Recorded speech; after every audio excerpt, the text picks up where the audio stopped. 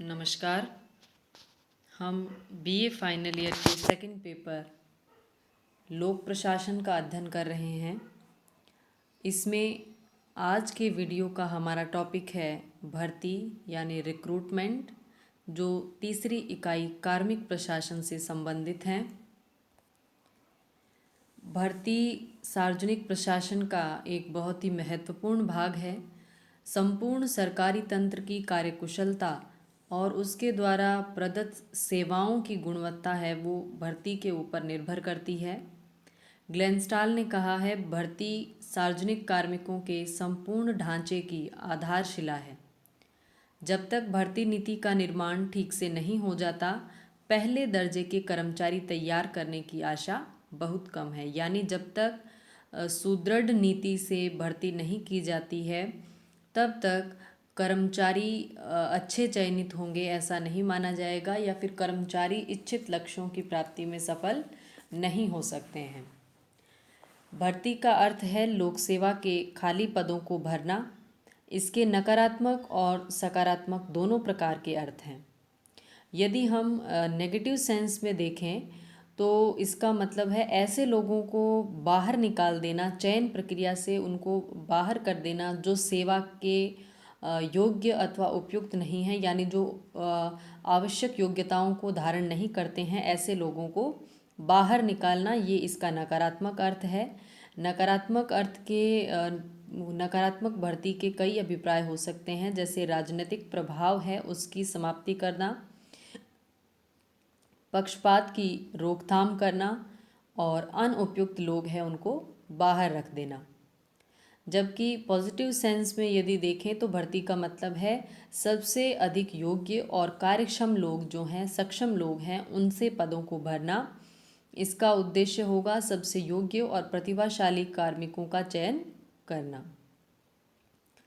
योग्यता प्रणाली का विकास भर्ती के अंदर होने में, या भर्ती का जो योग्यता प्रणाली का तरीका है ये विकसित होने से पहले कई और प्रकार की भर्ती प्रणालियां प्रचलित थी, जिसमें पद पुरस्कार प्रणाली जो संयुक्त राज्य अमेरिका में थी, संरक्षण प्रणाली यानी पेट्रोनेज सिस्टम जो ब्रिटेन में प्रचलित था, और स्पॉइल सिस्टम या पदों की बिक्री प्रणाली जो फ्रांस में प्रचलित था। ऐसी कई अन्य पद्धतियां हैं ये पाई जाती थी। लेकिन धीरे धीरे आधुनिक काल में भर्ती के लिए योग्यता प्रणाली शुरू हुई, मेरिटोक्रेसी का आगमन हुआ, मेरिट के आधार पर भर्तियां होनी प्रारंभ हुई। सबसे पहले इसका प्रारंभ है वो चीन में माना जाता है। इस कारण इसे मंदारिन प्रणाली भी कहते हैं। मंदारिन एक चीनी शब्द है जिसका अर्थ है उच्च पद पर आसीन व्यक्ति।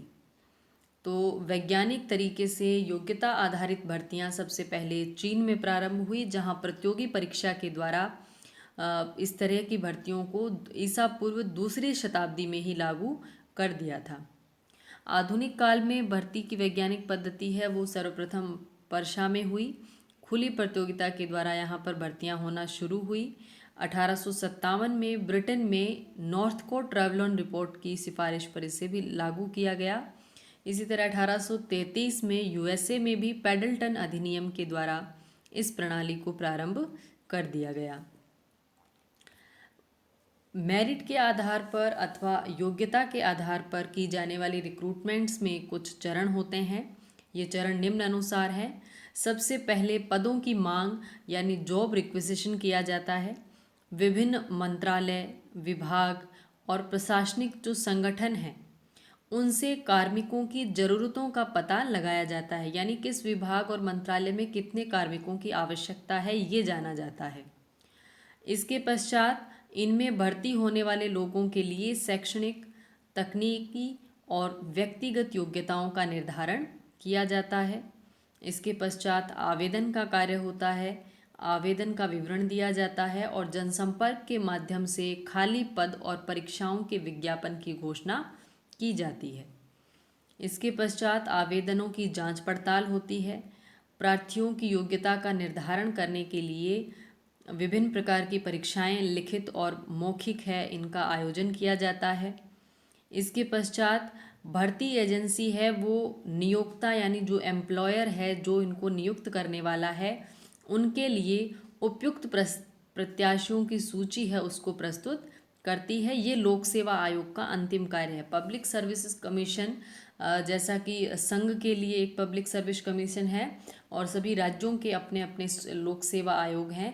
तो ये आखिरी चरण है, ये आखिरी कार्य है जो लोक सेवा आयोग करता है। यानी नियोक्ता विभाग जो है उससे उसके पदों की मांग को जानने से लेकर आवेदन लेना, विभिन्न प्रकार की परीक्षाएं लेना, उसकी योग्यता का निर्धारण करना, योग्यता को जांच करना और उसके बाद पद के लिए उपयुक्त पाए गए व्यक्तियों की या प्रत्याशियों की सूची है वो उस विभाग को, नियोक्ता विभाग है उसको सौंप देता है। ये लोक सेवा आयोग का आखिरी कार्य होता है।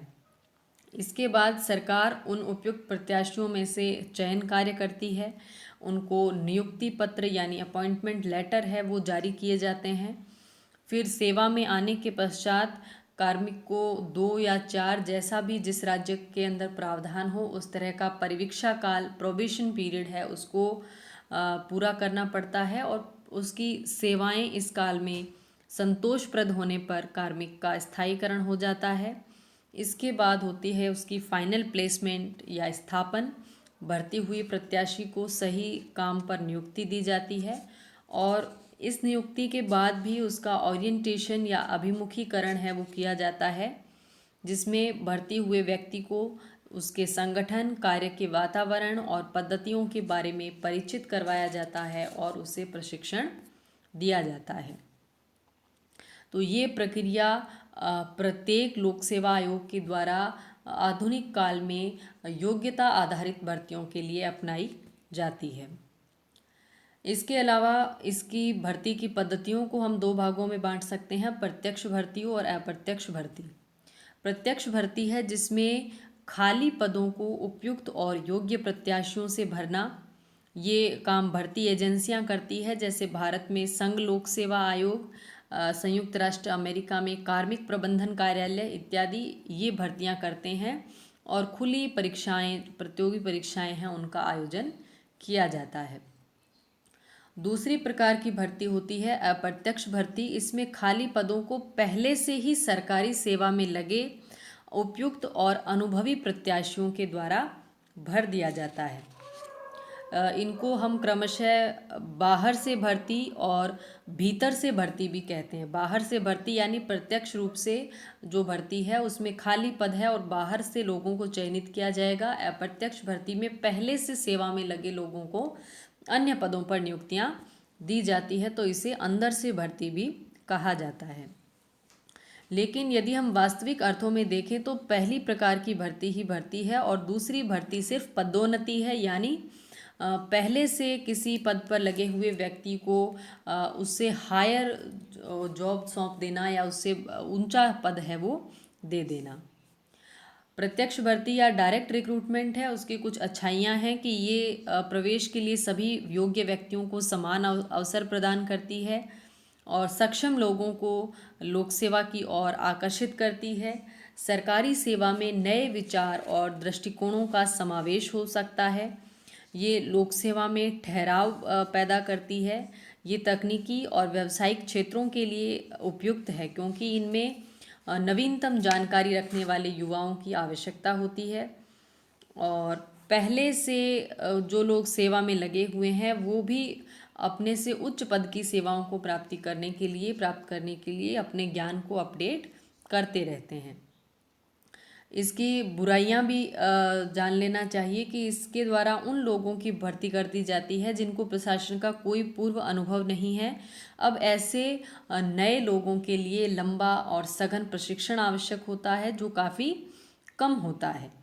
ठीक है। उसके अलावा वरिष्ठ और अनुभवी जो कर्मचारी जो पहले से संगठन में काम कर रहे हैं वो यदि युवा और अनुभवहीन लोग उनसे बड़े पदों को पा जाएं, जैसे हम अपने ब्लॉक लेवल पे देखें तो यदि कम उम्र का कोई लड़का एसडीएम के रूप में चयनित होकर आया है और उसके नीचे के जो अधिकारी हैं कई बार अपने ऊपर एक अनुभवहीन युवा को देखकर वो कुंठित होते हैं क्योंकि उसके अधीन जो काम करने वाले ब्लॉक स्तर के अधिकतर अधिकारी हैं वो उससे काफ़ी लंबी सेवा सरकारी क्षेत्र में दे चुके होते हैं, काफ़ी अनुभव वाले होते हैं, तो वो ऐसे प्रत्यक्ष भर्तियों के कारण वो कुंठित महसूस करते हैं। ये उन कर्मचारियों को भी हतोत्साहित करती है जिनकी पदोन्नति नहीं बढ़ती, और इनसे भर्ती एजेंसियों पर बोझ बढ़ता है क्योंकि इसको लाखों प्रार्थियों से निपटना होता है। एक एक पद के लिए हजारों आवेदन पत्र आते हैं, तो उन सब के लिए परीक्षा आयोजित करवाना और चयन करना काफ़ी भारी भरकम एक प्रक्रिया है वो बन जाती है। तो इसकी कुछ कमियां हैं और कुछ अच्छाइयां हैं। कर्मचारियों की योग्यता, क्वालिफिकेशंस ऑफ द एम्प्लॉयज़। भर्ती किए जाने वाले जो लोग हैं उनके लिए किस किस प्रकार की योग्यताएं आवश्यक होती है। सामान्यतया दो प्रकार के क्वालिफिकेशंस होते हैं, जनरल क्वालिफिकेशन और स्पेशल क्वालिफिकेशन। जनरल क्वालिफिकेशन ये सभी लोक सेवकों पर सामान्यतः लागू होते हैं। सबसे पहला इसमें है नागरिकता। देश के जो सार्वजनिक पद हैं उन पर केवल देश के नागरिकों को ही नियुक्त किया जाता है। किसी विदेशी नागरिक को इन पदों पर नियुक्तियां नहीं दी जाती, लेकिन भारत के सार्वजनिक पद है वो एक्सेप्शन के रूप में नेपाली नागरिकों के लिए भी खुले हैं। इसके बाद दूसरा रिक्वायरमेंट होती है डोमिसाइल, आवास या अधिवास। इसका अर्थ जो है या इसका जो उद्देश्य है वो ये है कि स्थानीय लोगों को रोजगार में प्राथमिकता दी जाए। ये योग्यता सर्वप्रथम संयुक्त राज्य अमेरिका में शुरू की गई थी और अब भारत के कई राज्यों के अंदर ये प्रावधान है। लेटेस्ट हम देखें तो मध्य प्रदेश में ये प्रावधान किया गया है कि वहाँ राज्य स्तर की जो नौकरियां हैं उनमें मध्य प्रदेश के स्थानीय लोगों को ही वरीयता दी जाएगी। इसके पश्चात है लिंग। अभी हाल तक सरकारी सेवाओं में पुरुषों का वर्चस्व था, लेकिन अब लगभग सभी पदों को दोनों प्रकार के महिला और पुरुष दोनों के लिए खोल दिया गया है। और भारतीय संविधान में भी कहा गया है राज्य के अधीन नियुक्तियों के मामले में सभी नागरिकों को समान अवसर मिलेंगे और लिंग के आधार पर कोई भेदभाव नहीं होगा। चौथा रिक्वायरमेंट है आयु संबंधी। तो आयु संबंधी योग्यता है वो हर भर्ती के लिए अलग अलग योग्यता होती है। कुछ भर्तियों के अंदर 21 वर्ष है वो न्यूनतम आयु है और कुछ के अंदर इससे अधिक भी हो सकती है। इसके बाद है विशेष योग्यताएं, जो सब लोगों के ऊपर लागू एक समान तरीके से लागू नहीं होती। वो हैं शैक्षणिक योग्यताएं। अलग अलग पदों के लिए अलग अलग शैक्षणिक योग्यताएं हैं वो निर्धारित की जा सकती है। एक्सपीरियंस, अमेरिका में अधिकतर सेवाएं जो हैं उनमें एक्सपीरियंस लोगों को वेटेज मिलती है, लेकिन भारत और ब्रिटेन में ऐसा नहीं है। केवल तकनीकी पदों पर नियुक्ति के लिए अनुभव है उसको वरीयता दी जाती है। इसके पश्चात है तकनीकी ज्ञान, टेक्निकल नॉलेज। ये सभी देशों में इंजीनियर, वैज्ञानिक, सांख्यिकीविद, अर्थशास्त्री, लेखाकार, इस प्रकार के अकाउंटेंट, इंजीनियर, डॉक्टर, इस तरह के जो भी तकनीकी पद हैं उनको भरने के लिए तकनीकी ज्ञान का होना आवश्यक है। इसके बाद है पर्सनल क्वालिफिकेशंस क्या हो सकती है। इसमें हो सकता है कर्मचारी की ईमानदारी, उसकी व्यवहार कुशलता, उसका ऊर्जावान नेचर, उसकी कार्य करने की क्षमता, उसकी सीक्रेसी मेंटेन करने की जो एबिलिटीज़ हैं, ये सभी योग्यताएं हैं इसी व्यक्तिगत योग्यता की हेडिंग के अंतर्गत आती है। तो इस तरह से अलग अलग पद के अनुसार अलग अलग तरह की विशेष योग्यताएं हैं उनका निर्धारण किया जाता है। इसके अलावा योग्यताओं का निर्धारण किस प्रकार किया जाता है। योग्यता के निर्धारण के लिए कर्मचारियों की कई प्रकार की परीक्षाएं हैं वो ली जाती है। ये परीक्षाएं लिखित होती है और इसके अलावा कई परीक्षाओं में मौखिक परीक्षा यानी साक्षात्कार है वो भी शामिल होता है। कई पद ऐसे होते हैं जिनके लिए शारीरिक परीक्षा भी ली जाती है, जैसे कि पुलिस सेवा के लिए शारीरिक परीक्षा है वो आवश्यक है। भर्ती की प्रणालियाँ, लोक सेवा में भर्ती की 4 प्रणालियां हैं मुख्यतः। सबसे पहली प्रणाली है कैडेट प्रणाली। इस प्रणाली में यंग एज के दौरान ये भर्तियां की जाती है 16 से 20 वर्ष की आयु में। और इसमें नौकरी में सामान्य शिक्षा के साथ साथ स्पेशलाइज्ड उनको कुछ ट्रेनिंग भी दी जाती है। जैसे कि डिफेंस की जो भी रिक्रूटमेंट है, यानी रक्षा सेवाएं जो है, आर्मी में जो भी भर्तियां होती है वो कैडेट प्रणाली की भर्तियां होती है।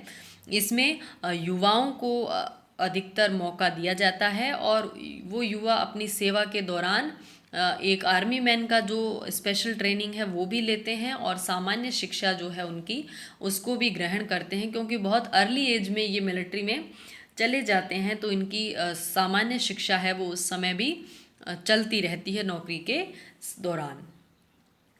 दूसरी प्रकार की भर्ती प्रणाली है सामान्य मानसिक योग्यता प्रणाली। इसमें सरकार कुछ निश्चित मानसिक और शैक्षिक योग्यता, यानी कुछ निश्चित लेवल होगा, ग्रेजुएट्स होंगे, पोस्ट ग्रेजुएट्स होंगे, क्या लेवल एक होना चाहिए शैक्षिक स्तर का, उसके आधार पर युवाओं का चयन करती है। इनकी उम्र कुछ कैडेट प्रणाली के युवाओं से ज़्यादा होती है। ये लगभग 21 से 26-27 साल के लोग होंगे।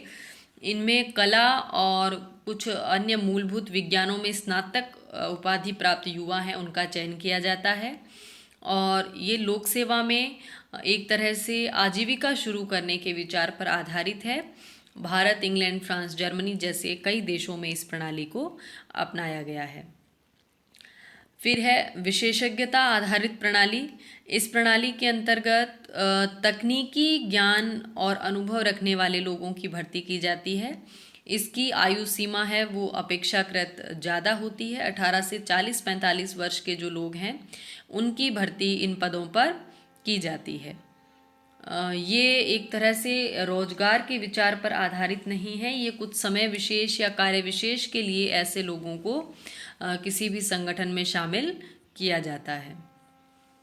इसके पश्चात है पार्श्विक प्रवेश प्रणाली।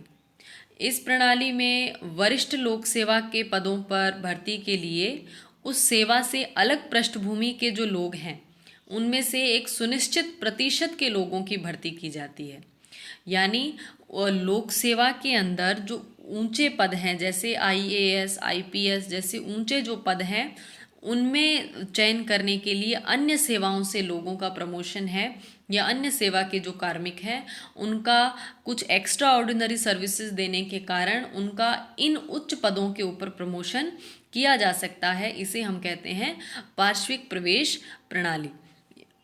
इसमें मूल सेवा के जो अधिकारी हैं उनकी प्रमोशन के या पदोन्नति के अवसर जो हैं वो प्रभावित नहीं होंगे। यानी इस कैडर के जो अधिकारी हैं उनकी पदोन्नति को अवसर को प्रभावित ना करते हुए अन्य सेवा से भी लोगों को इस क्षेत्र में शामिल होने का अवसर है वो दिया जाता है। ये प्रणाली उन देशों में अपनाई जाती है जहाँ पर मानसिक योग्यता परीक्षण है वो पहले से ही प्रचलन में होता है। तो कार्मिक है वो सार्वजनिक प्रशासन का एक बहुत ही महत्वपूर्ण अंग है और उचित तरीके की भर्ती और उचित तरीके और समय पर की गई पदोन्नतियां हैं वो प्रशासन को कुशल और अपने लक्ष्यों की प्राप्ति में सक्षम बनाते हैं। धन्यवाद।